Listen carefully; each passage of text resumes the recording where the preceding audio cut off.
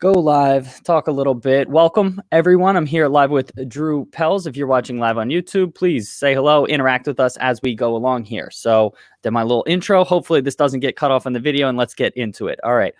I'd like to welcome on Drew Pells, our September Quick Kick Picks Premier League champion. Drew, welcome back to Bros Talking Soccer. How you doing today? I'm doing great. Thanks for having me, Dave. I would like to make a correction to your intro right away.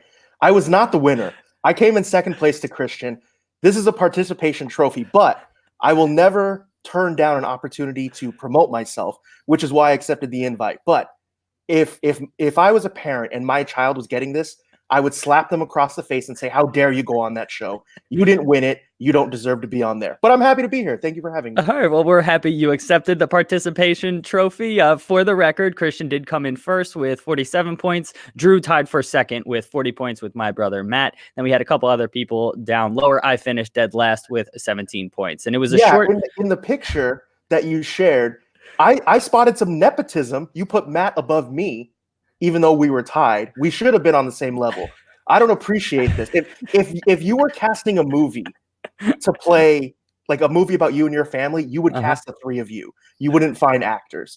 I sense the nepotism and I don't appreciate it, Dave. All right. That is noted. I'll try to keep that in mind moving forward. For just the record, I just have the way I have it sorted is I have Christian, Matt, and I on top. So when I do the automatic sort feature, we're already listed at the top. And then I guess I would have thought that it would have gone alphabetical. So I would have thought that your name would have been first, but I guess it just leaves where they were starting position. You've obviously rigged your computer and Excel to favor you and your family as well. I have. That is 100% true. So with our quick kick picks, I want to get into your strategy. You've been, one of the people that every week are sending in your quick kick picks. So what's your strategy? What's the method behind your madness? They're really all just random guesses. I have no idea. I mean, really, I don't do any research. I generally go with my gut. Like, I don't have it. Like, when you take the SAT or something in school, they always say, whatever your first instinct is, go with that. That's exactly what I do. And I mean, I try and look at, I guess, like recent form, right? So like Leicester's been doing well lately. I'm more likely to go with them. Like when they beat Spurs not too long ago. Things like that, but I don't do any, deep dive research into the past 8 years and how they play when it's raining versus when it's 18 degrees outside. I don't do anything like that. I ain't got time for that. I got other stuff to do.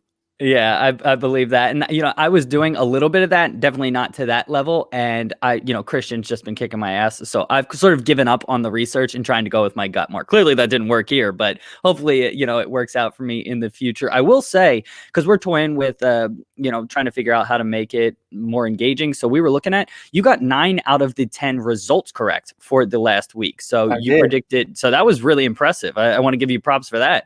Thank you. I think the only one I missed was Arsenal United. I think I had Arsenal it was the last one. Yeah, by 1. But in the end they tied 1-1. But yeah, I was really hoping to get all 10 of them right, because like even though there's no money on this, to me like it is more about like pride and I guess my wuss way of gambling, because I don't like to gamble. I'm too scared of the downside risk of that. I'm the exact same way, man. Yeah, so for me, this is as far as I can go, and I was this close, man. I really wanted it. Yeah, that's quite frankly why we do these videos. I mean, I know some people use them for gambling purposes. I don't advocate for that, but it's just fun to kind of predict, and if we get it right, we can kind of have that little boost of self-confidence. So I definitely can relate to what you're saying there. So you are a Chelsea fan, correct? I believe that. How are you feeling about Chelsea's season thus far? I've had kind of neutral, mixed feelings so far, just because as many times as they've given up leads and set piece defense has been terrible. We saw that in the Champions League just the other day, but they are kind of getting results, right? And even more recently, they finally got their first clean sheet of the year, first win at home and all that. So I think Lampard is finally finding his right setup and formation. And I think the back three recently that they've been using a few times has been working. And so I have a feeling he's going to stick with that. And I think the youth revolution at Chelsea is coming along very well. And so I'm excited about that. They're continuing to improve and make their mark. So that part, I see it going kind of more up and up as the season goes on, hopefully. Do you think Lampard's a long-term solution? no one at Chelsea's ever long term. I will say this: I don't think he gets fired. I mean, short of brandishing a gun at Cobham, he's not getting fired. So he'll be there. I mean, unless he wants to quit, which I would imagine there's no reason that would happen. But he's going to be there for at least a year. And I mean, if he continues to get results and if he continues to get production out of all the kids that he's playing, then I would see no reason for him to get the sack or for him to walk away. I mean, they've extended all the contracts, or not all of them, but most of the young guys. Mount recently, I think Abraham's in the works. Hudson-Odoi, yeah. Loftus-Cheek got one in the summer. So obviously the board believes in this. And I would imagine that if Lampard is the one guiding them to maybe not success yet, but hopefully in the future, there'd be no reason for him to leave. What would be a successful season for you? Top four. Going into the year, I didn't think it was going to happen. And I still have my doubts, especially because they're young and they're going to make young mistakes, whether it's, switching off at times or not being able to finish games or, whatever young kids do that they shouldn't. So because of that, I still have my doubts about them finishing in the top four, but I think that has to be what would be considered a successful season. Fair enough. And we were talking about the kids that are playing. Now let's touch on one of the kids that's not playing as of right now, Christian Pulisic. What are your thoughts on that whole situation? So I want to preface it with this. I think anytime people say things like on Twitter or whatever, people view it as like you're in favor of it and you're pulling for that, which is not necessarily the case, right? When you do a podcast, your show, my show, we're giving opinions. We may not necessarily want it to happen, but it's what we think is going to happen. And so I want to preface it with that. I'm very disappointed as a fan, of course, that Pulisic, not only is he not playing, he's going downward.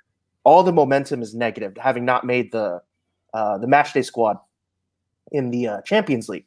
And so I think he's going on loan in January. And I've been saying for a few weeks now, I think he's going to go on loan. And again, I'm not advocating this is what he needs to do or this is going to be the best thing or whatever.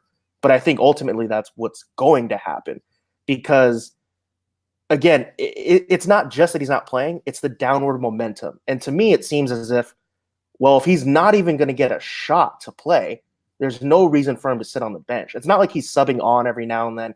It's not like he's the next guy in line. He's nowhere near it at this point. So why would you have him just literally his value erode away on the bench? If Chelsea want to recoup their investment, obviously right now it's not happening on the field. The only way to recoup it monetarily is to send him on loan, have him play well, and then sell him on. And hopefully he comes good like, other missed players Chelsea has had, De Bruyne and Mo Salah being the two most famous ones. And so you don't think with the fixture congestion that happens in the wintertime and him, I mean, he's moving to a country. I know he lived there when he was like 7 or 8 years old, but he's moving to a new country, new club. You don't think it's just, this is what happens. He's a young player trying to get embedded in his new club.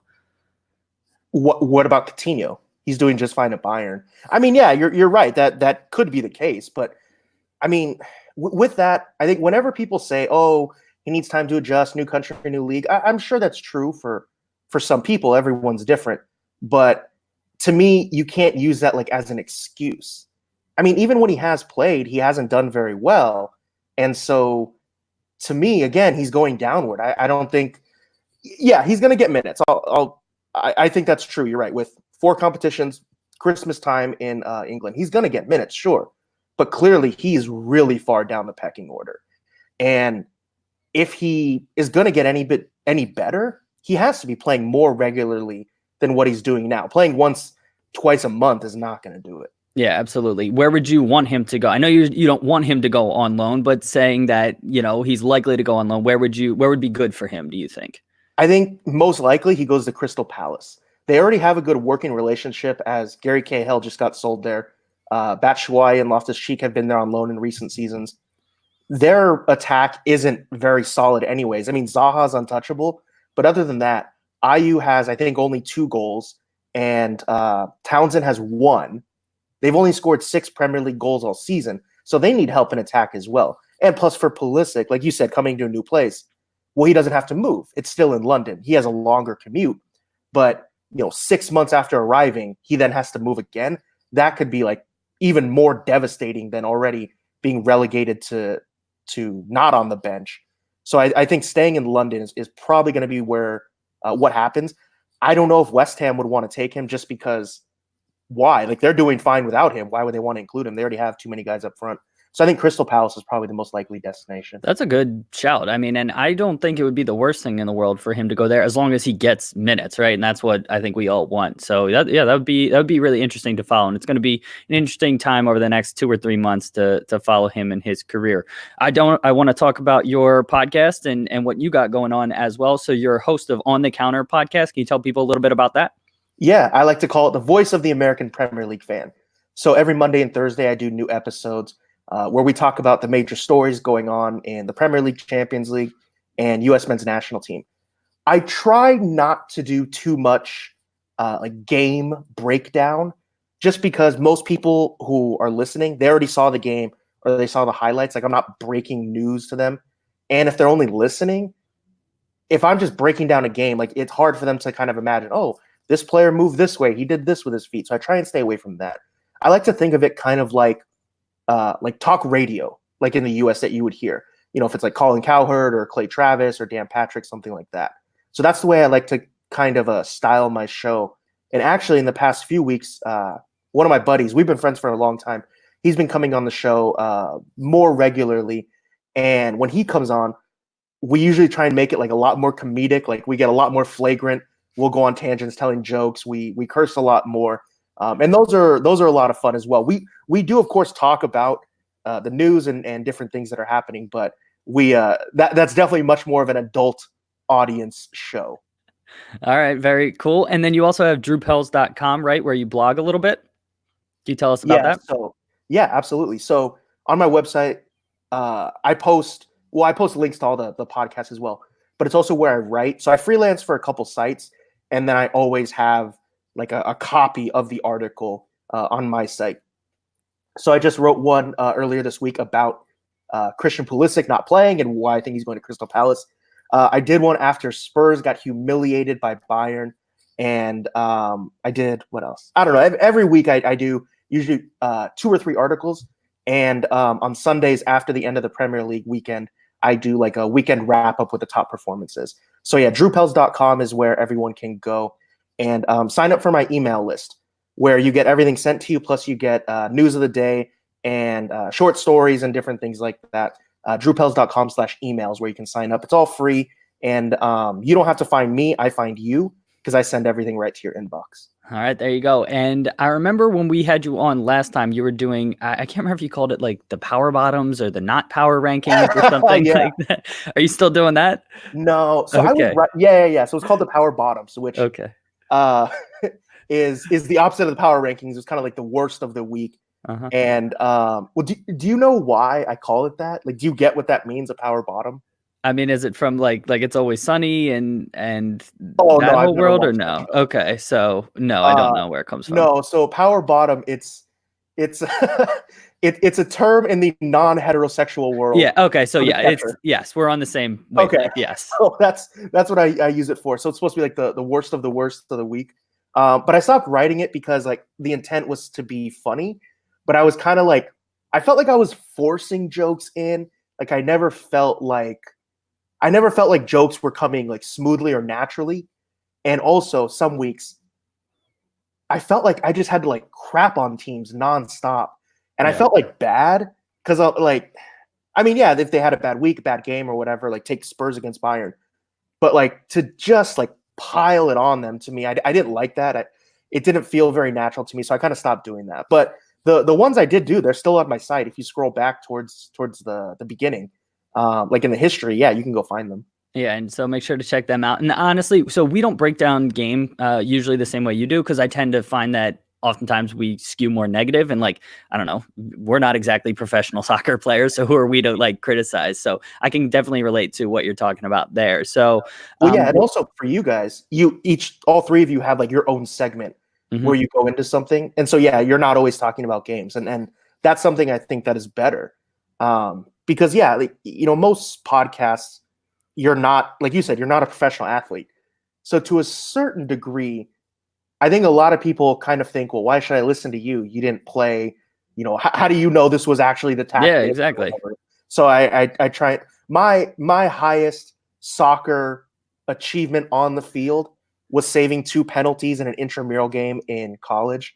So that is in no way qualification for like breaking down game film. Well, it's definitely an accomplishment nonetheless. So I will congrats admit, on that. I was off my line. If VAR was in play in intramural soccer at Oregon State University, they would have retaken the penalties both times. Thank God it was not then. And here you are bragging about it years later. So that is fantastic. Drew, can you tell people, I know we touched on your website, can you tell people where to find you online? Yeah, absolutely. So drewpels.com is the website, Twitter @DrewPels, and then the podcast. Anywhere you listen to podcasts, On the Counter with Drew Pels. Make sure to use my name. That will help you find it a lot easier. Awesome. Anything else you wanted to touch on or mention before we get out of here? I just want to reiterate, this is a participation trophy. I feel like the U.S. playing Colombia for the second time at Copa America 2016. Just third place games mean nothing. If I won a bronze medal for this appearance, I would throw it in the trash. Not a shot at you. Not a shot at you, just saying I don't believe in participation trophies.